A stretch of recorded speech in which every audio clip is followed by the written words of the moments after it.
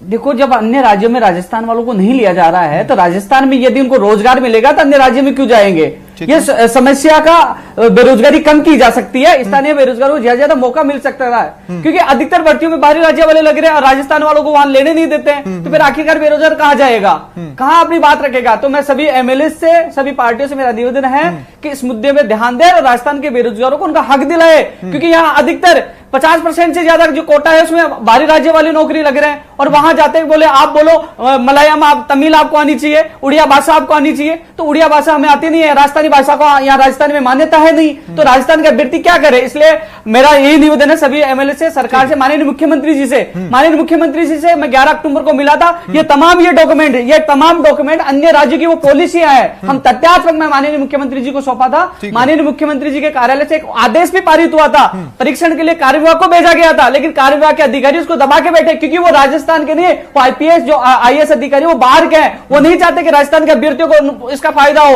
उस मामले को दबा दिया गया। लेकिन पुनः यह मामला जिससे मैं पूरी तरह सहमत हूं कि पलायन की जो समस्या होती है वो काफी हद तक इस एक कदम के बाद कंट्रोल में आ सकती है। मैं इस एक पॉइंट से तो आपसे पूरी तरह सहमत हूं उपेंद्र, लेकिन शरद जी अब मुझे आपको भी चर्चा में शामिल करना है। शरद जी देखिए, जब हम प्राइवेट सेक्टर की बात करते हैं तो वो कोई सिंगल डायमेंशन चीज नहीं है, वो मल्टी डायमेंशन चीज है, लेकिन अगर इसमें मैं एक्सपर्टीज वाले सेक्टर्स, जैसे मान लीजिए मैं आईटी की बात कर लूं, जो कंप्यूटर प्रोफेशनल्स 1000-2000 की संख्या में लाते हैं, या बहुत ज्यादा स्किल बेस्ड लोगों की बात कर लूं, तो क्या वो कंपनियां प्रदेश में आने से हिचकेंगी इस तरह के निर्णय के बाद, या वो इसे किस तरह से लेंगी?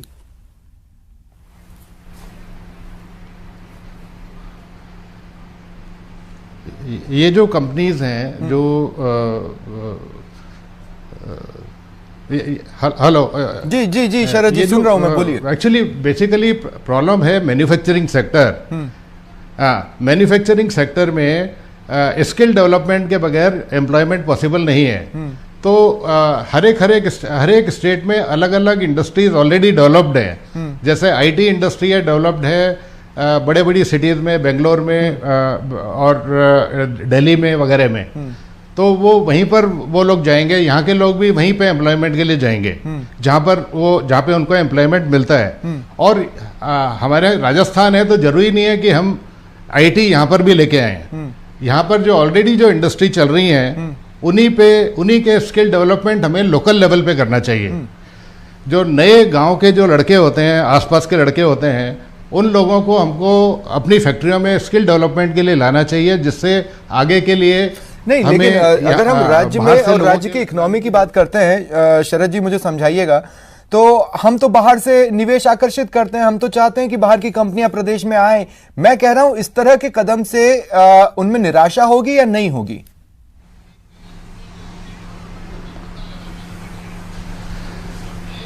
बाहर की कंपनियां अगर यहाँ पर आती हैं तो उनको उस तरह के स्किल की लोकल स्किल उनको डेवलप करना पड़ेगा, और या फिर वो शुरू में ट्रेनर्स लाएंगे और लोकल स्किल को डेवलप करेंगे। तो ट्रेनिंग बहुत जरूरी है। हम कोई भी इंडस्ट्री लाते हैं, कोई भी इंडस्ट्री यहाँ पे आती है, तो local availability of skill is very important.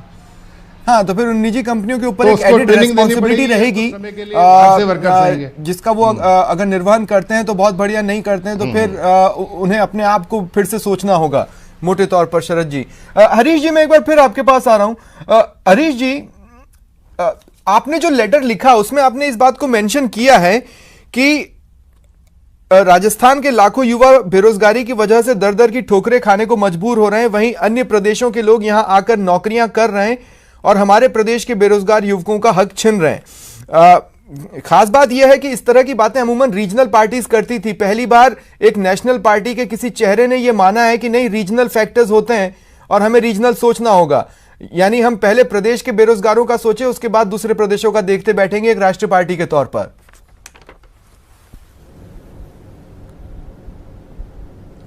इसमें प्रदेश और राष्ट्र का कहीं हित टकराता नहीं है। आप ये देखिए, जब प्रदेश मजबूत हो गए जब तो देश मजबूत होगा।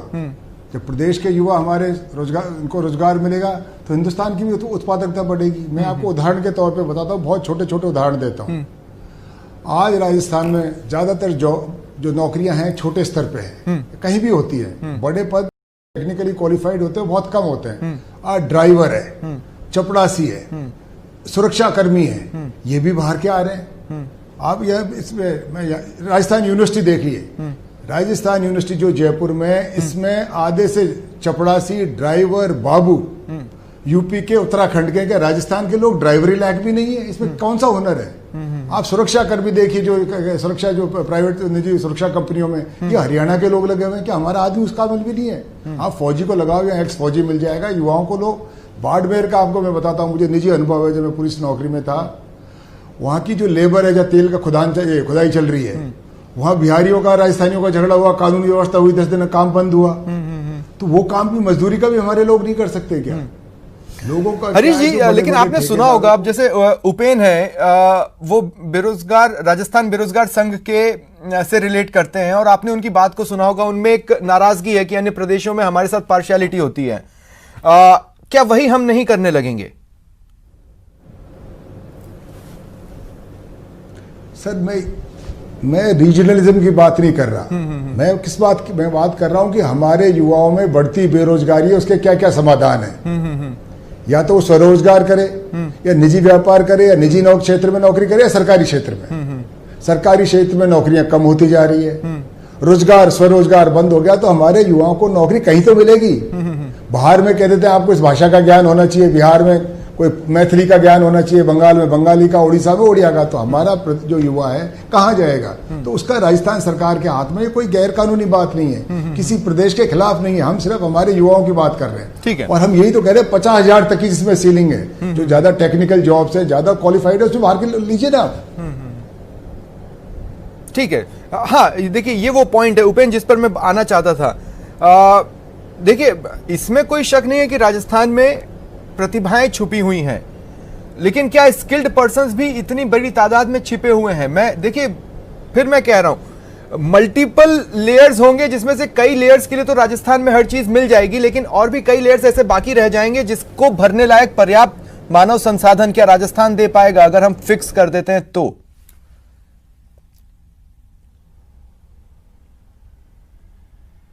देखो स्वप्निल जी, जितने भी जो उद्योग यहाँ बाहर से आके लगाते हैं, तो कम से कम जो बाहर से वो कर्मचारी लेके आते हैं, वो पहले यहाँ राजस्थान के युवाओं को ट्रेनिंग दे दी जाए कि हाँ, उनको ट्रेनिंग दे दी जाए, बाद में उनको लिया जाए। दूसरी बात, जो अभी एमएलए साहब कह रहे थे कि ड्राइवर की, चपरासी की, ये जो बता रहे हैं कि बाहर के लोग यहाँ जॉब कर रहे हैं, हम लगातार मांग कर रहे हैं, सुझाव है कि आप तहसील स्तर पर आप ट्रेनिंग सेंटर खोलिए कि राजस्थान का आपको ये अच्छा पुलिस प्रशासन द्वारा प्रमाणित जो अच्छा आपको कुक मिलेगा, आपको नर्सिंग कर्मी मिलेगा, आपको ड्राइवर मिलेगा। तहसील स्तर पर ट्रेनिंग सेंटर खोलिए, जिसको भी आवश्यकता होगी वो वहां से उस युवा को नौकरी देगा। तो इसमें स्वरोजगार के साथ साथ जो बाहरी राज्यों का कोटा वाला जो मामला हम लगातार उठा रहे हैं, हम हवा में बात नहीं कर रहे हैं, ये सारे एविडेंस है, तथ्य हैं, लगातार आवाज। फिर मैं एक्सट्रीम स्किल्स पर अगर बातचीत करूं, जैसे देखिए, अब बेरोजगारों की एक समस्या है, जैसे कंप्यूटर लैब्स का होना, लेकिन कंप्यूटर टीचर्स के पद पर कंप्यूटर विशेषज्ञ टीचर्स का ना होना, ये एक बड़ी समस्या है राजस्थान में। ठीक है, मैं ये कहना चाहता हूं कि वो कंप्यूटर टीच कर सकते हैं, लेकिन क्या वो किसी सॉफ्टवेयर डेवलपिंग कंपनी में बैठकर विगरसली 2 से 3 साल 4 साल नए नए आइडियाज डेवलप कर पाएंगे? क्या इस लेवल पर भी मानव संसाधन मौजूद है पर्याप्त संख्या में?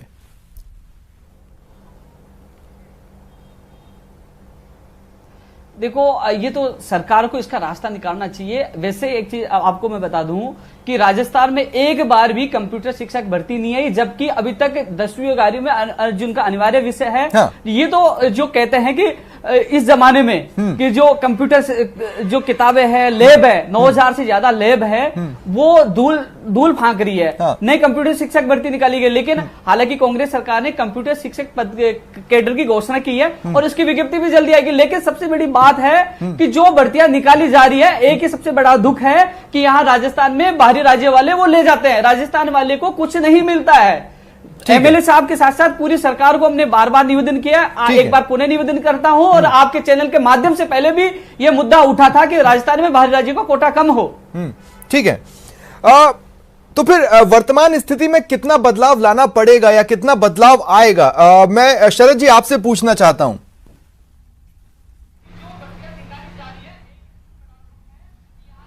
वर्तमान स्थिति में जो तभी बदलाव आ सकता है जब डिमांड एंड सप्लाई पे काफ़ी कुछ हद तक डिपेंड करता है। हाँ।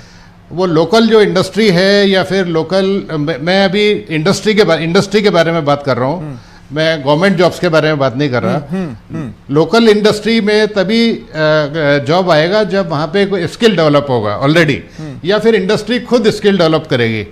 तो हमारे को कहीं ना कहीं पर और फिर एक चीज बहुत बड़ा सत्य है कि पूरी दुनिया में या फिर पूरे इंडिया में कम से कम 1/3 लोग बाहर काम करते हैं। वो बाहर इसलिए काम करते हैं क्योंकि वहाँ पे वो स्किल डेवलप है, उस तरह की पेमेंट उनको वहाँ मिलती है।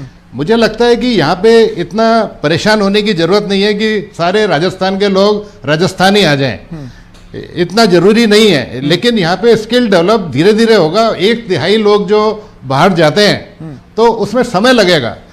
वो हमारे को यहाँ पर वही उद्योग डेवलप कर सकते हैं जहाँ पे हमारा ऑलरेडी, जिसमें हम बेहतर हैं।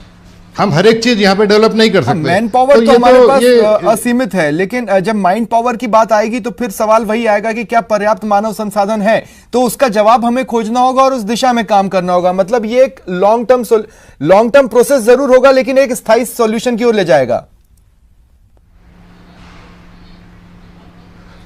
हाँ, हमारा यहाँ पर स्किल डेवलप बहुत है। इंडिया का जो राजस्थान का स्किल है वो और राज्यों में बहुत अच्छा काम कर रहा है, उसमें बुरा भी क्या है।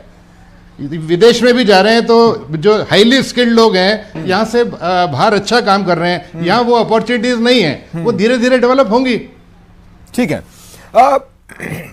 माफ कीजिएगा हरीश मीना जी, मैं एक बार फिर आपके पास आ रहा हूं और मैं इस सवाल के साथ आना चाहता हूं कि जब आप बात करते हैं कि हमारे प्रदेश के बेरोजगार युवक यानी राजस्थानियों की, तो इसमें हमें राजस्थानी शब्द को भी डिफाइन करना होगा। जो यहां पैदा हुए हैं या जो जिनके पेरेंट्स यहां पर पैदा हुए हैं, या कुछ आकर बस गए 2-3 साल पहले, वो बाहरी गिने जाने लगेंगे या फिर राजस्थानी गिने जाएंगे। तो एग्जैक्टली राजस्थानी शब्द को आप किस तरह से डिफाइन करेंगे इस एक मांग के लिए? मैं राजस्थानी उसको मेरे हिसाब से जो मानता हूँ राजस्थानी जिसका जन्म राजस्थान, चाहे बाहर के उसके पूर्वज आगे बस गए वो भी राजस्थानी है। जिसका जन्म यहाँ हुआ, शिक्षा यहाँ हुई, लालन पालन यहाँ, वो राजस्थानी है। मैं उसमें नहीं पढ़ना चाहता हूँ। जिसका जन्म यहाँ हुआ राजस्थान का, ये अपना घर छोड़ के आ गया, उसके दो पीढ़ी पहले, एक पीढ़ी पहले। पर ये जिम्मेवारी सिर्फ उद्योग की नहीं है, ये सरकार की है, हम जनप्रतिनिधियों की है। हम, अगर आप कहते हो कि यहाँ स्किल नहीं है, स्किल डेवलप करने का काम सरकार का है। सरकार को नीतियां बनानी चाहिए। ठीक है, कोई ऐसी चीज नहीं है जो बिहार का आदमी कर सकता है, राजस्थान का नहीं कर सकता। मुझे कोई साइंटिफिक स्टडी बताइए। हम क्या मेंटली इन्फीरियर है, फिजिकली इन्फीरियर है? मैं पुलिस विभाग में जब नौकरी करता था, पुलिस विभाग में मैंने देखा जो कांस्टेबल होता है वो क्लास 4 का जॉब होता है, सबसे नीचा पद है। उसमें 10 से 12% बाहर के लोग नौकरी करते थे। तो जब मैं डीजी बना, मुझे बड़ा विचित्र लगा ये कि राजस्थान का आदमी सिपाही बनने लायक भी नहीं है क्या? ऐसे यहाँ के जो भी रहे होंगे कारण, राजनीतिक कारण रहे होंगे, प्रशासनिक कारण, उनके बारे में मैं नहीं पढ़ना चाहता।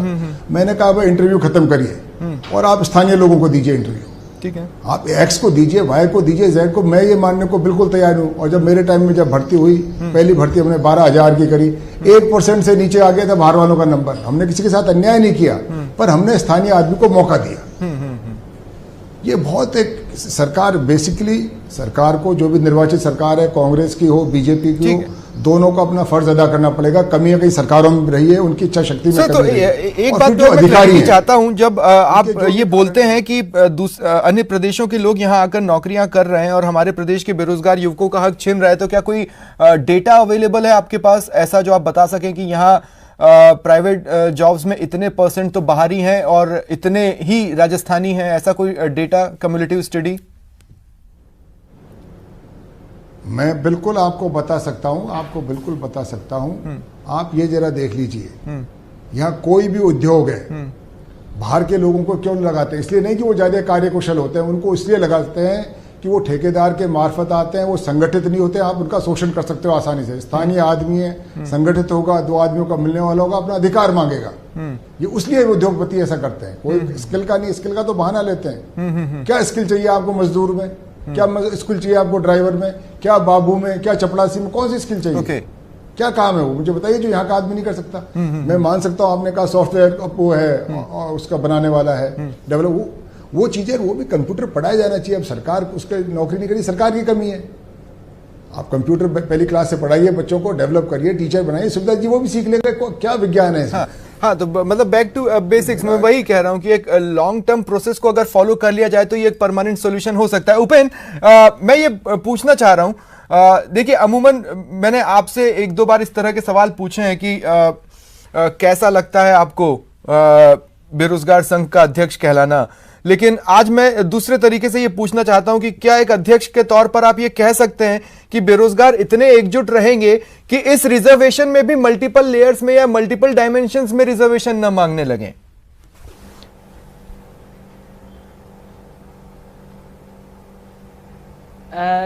इस रिजर्वेशन की जो बात कर रहे हो, हाँ। अन्य राज्य आप देख रहे हो कि अन्य राज्य इतने अलर्ट हो चुके हैं कि धीरे धीरे हरियाणा ने तो राजनीतिक मुद्दा बनाया था, भारतीय जनता पार्टी ने घोषणा पत्र में भी डाला था, और धीरे धीरे अन्य राज्यों में राजनीतिक पार्टियां मुद्दा बनाकर घोषणा पत्र में डाले कि हमारे स्थानीय लोगों को इतनी नौकरियां देंगे, 75% 80% ये। तो क्या हमारे जो यहाँ की सरकार, हमारी सरकार को, राजनीतिक पार्टियों को प्रदेश के बेरोजगारों के हित में सोचना क्या गलत है क्या? क्योंकि अब अन्य राज्य ऐसा कर रहे हैं तो उनको भी करना चाहिए, क्योंकि आने वाले चुनावों में ये सबसे बड़ा मुद्दा होगा, बेरोजगारी सबसे बड़ी होगी। तो कहीं ना कहीं राजनीतिक पार्टियों के लिए युवा खतरा साबित होगा, क्योंकि युवा खुद बेरोजगार है, दुखी है। क्योंकि मैंने एक सबसे बड़ा उदाहरण देखा, मेरे एक दोस्त का आरएस में सिलेक्शन हुआ, जब वो गुजरात गया तो उससे गुजराती में बात की गई, तो वो इंटरव्यू में फेल हो गया, उसको गुजराती आती नहीं थी। तो कहीं ना कहीं अलग अलग तरीके से राजस्थान के अभ्यर्थी को रोका जा रहा है। जब अन्य राज्य के लोग अपने प्रदेश के युवाओं के हित के लिए कर रहे हैं, राजनीतिक मुद्दा बना रहे हैं, तो राजस्थान में भी सबको मिलकर